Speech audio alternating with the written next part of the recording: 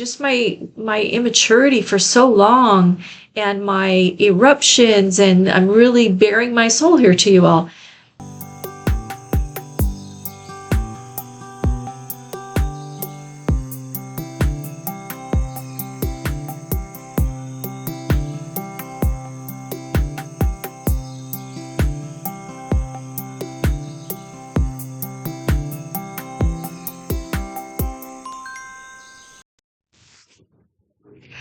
Hi, it's Cheryl, and I'm back to tell you, give you an update on where I am with the Milan Mastery Program with the Milan Art Institute.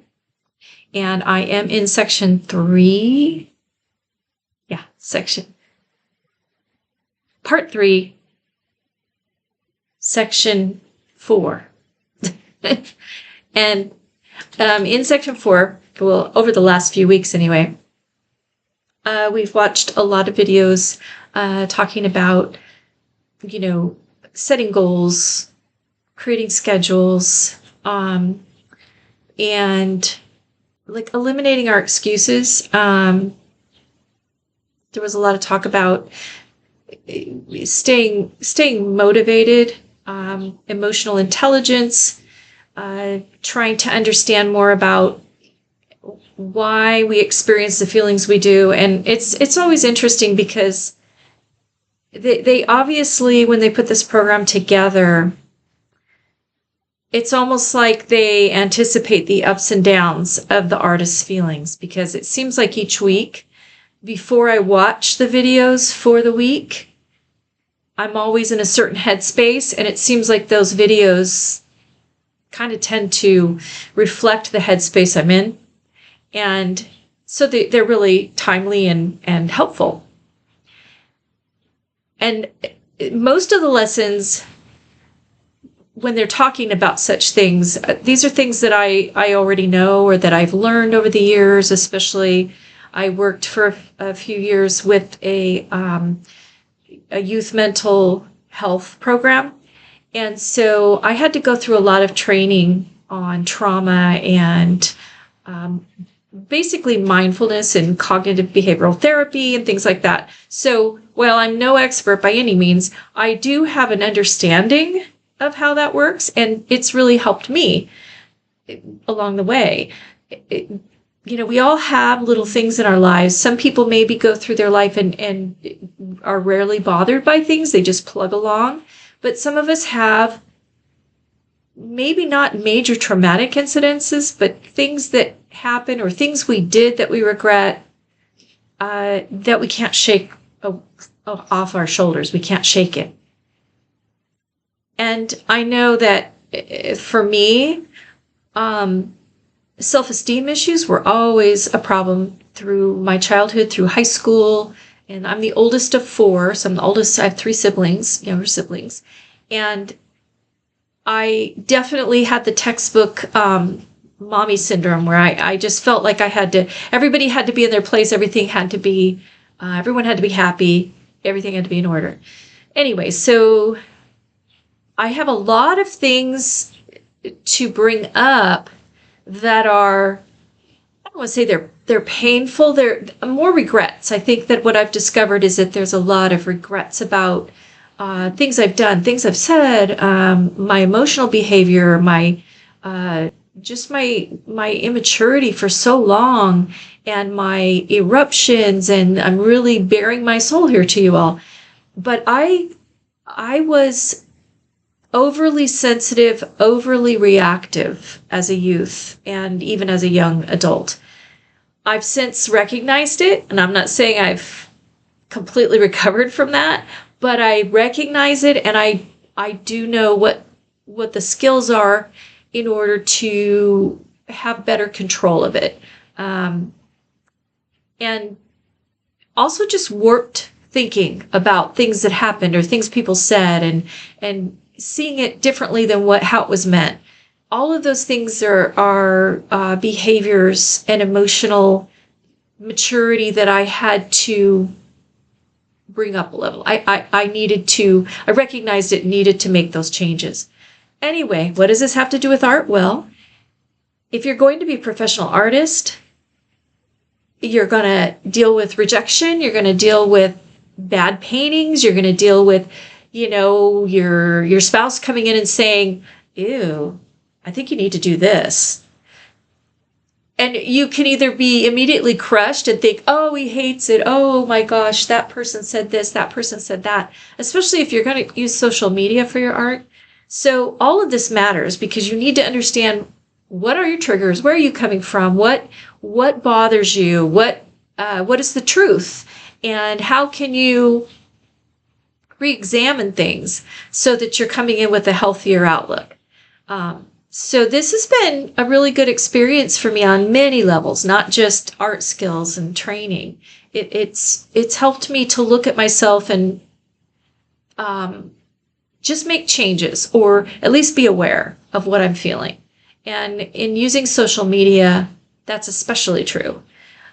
Because not only are people going to give you their opinion, if you ask for it, they'll give it. Sometimes you don't even have to ask for it, they'll give it. But why else are you putting it out there, right? I know for me, I want feedback. I want people to tell me what they think. I want people to be constructive. Tell me if you think, wow, you should have used a different color here, or wow, that looks really cartoony, or whatever it is. But then give me feedback on suggestions how I can make it look better. So that's why I put my stuff out there. It's not to hear people, although I love it when people say, oh my gosh, that's beautiful. I love that. It looks so real. Or, it reminds me of this or that. That's the feedback that I'm really craving, I guess. But it's not like I want every single person to just go, oh, that's really beautiful. Oh, you're so good. Oh, you're so talented. I don't mind it if they say it, but that's not why I'm putting it out there. I guess that's what I'm trying to say. So anyway, in this section, or in this week was production week. I think I'm like a week behind, but I'm not worried about it.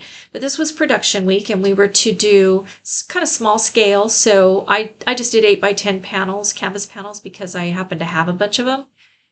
So small scale, whatever you want, whatever medium, however you want to do them. But there had to be at least 8 to 10, 8 to 12 in 1 week. So this was what I did.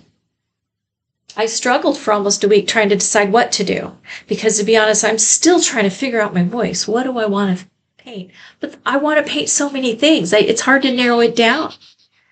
But anyway, I love ravens, as I've mentioned before. And I am a big Edgar Allan Poe fan, although not so much the ones that are so popular, although I like those. It's more his prose poem Eureka and some of the other just deep thought type writings.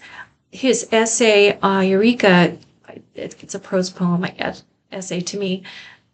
It really is about quantum physics for the most part, but it's just fascinating. I've had to read it and reread it and reread it because it is a very intense, intellectual writing, at least for me. But I really love it, and I read it over and over again. And it's lengthy, so it's not like it's a quick read. But it has some elements in it that just are so in tune with my own understanding of how life works, how the universe works, how quantum physics is such a mystical thing that we're still only discovering all about that. So anyway, Edgar Allan Poe. And of course, quote the Raven, the Nevermore, all that stuff. So that's the tie-in, right? So here's this one. And by the way, I'm going to do a couple some video clips showing you the process of this, although I won't make it too long. Okay, so here's one. This guy, okay, and it says, infinity is the thought of a thought. So that's for that one. This one is this guy, and it says a longing I need my glasses. A longing for the fundamental first cause. Longing for the fundamental first cause. Okay. This one, I think this one is one of my favorite ones. Although I don't like his beak, so I'll probably go back and fix it because I think the bottom's too thick. But anyway, this one says, the body and the soul walk hand in hand. I like that one. And since ravens mate for life, pretty cool. And this one, he's a little different color. And part of that was my reference, my source was a little bit different color. And I need to work on the branch and his feet, but I just kind of wanted to move on. So I will go back and fix that. But this one says, the willing into being, the first primordial particle, has completed the conception of creation. So I like that quote, is one of my favorites. And this one, this little guy with his universe shadow. And that one says, it is, all is life within life, the less within the greater. Again, I don't have my glasses on. All life is within life, the less within the greater. So it's that one.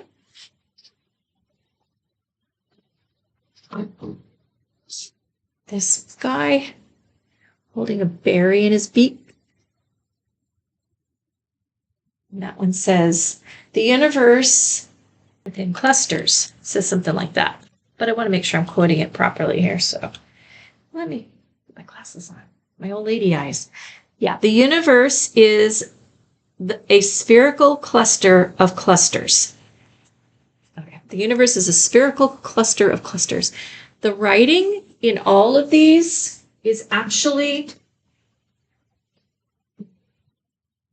I did it with a Sharpie on top of the acrylic. And then I sprayed a fixative, but it ran in the fixative. So then I had blurs.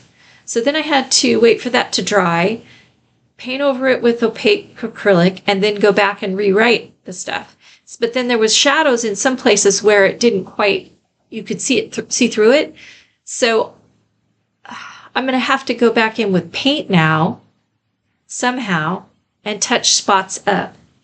But it's okay. I learned something. Sharpies are not good mark making tools, but they were so thin I couldn't use the thick ones. Anyway, okay. And there's this one. And this one is, the beginning is that which it was. I like that too. Okay.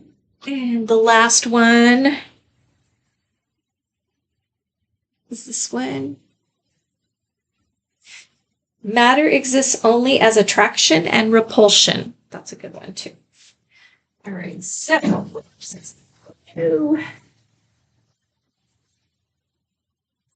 those aren't very safe up there, so I'll take them down as soon as I'm done.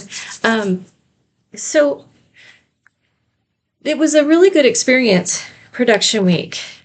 For one thing, as you see in the video clips that I'll show you, spreading them all out on a table and doing my abstract background all at once. I started off with one thing in mind. I didn't like it at all. Part of it was because almost every reference that I had for the ravens had like a blurry kind of, what do you call it? Anyway, a blurry greenish yellowish background. But once I put that down and then I just outlined with burnt sienna acrylic, I outlined the ravens.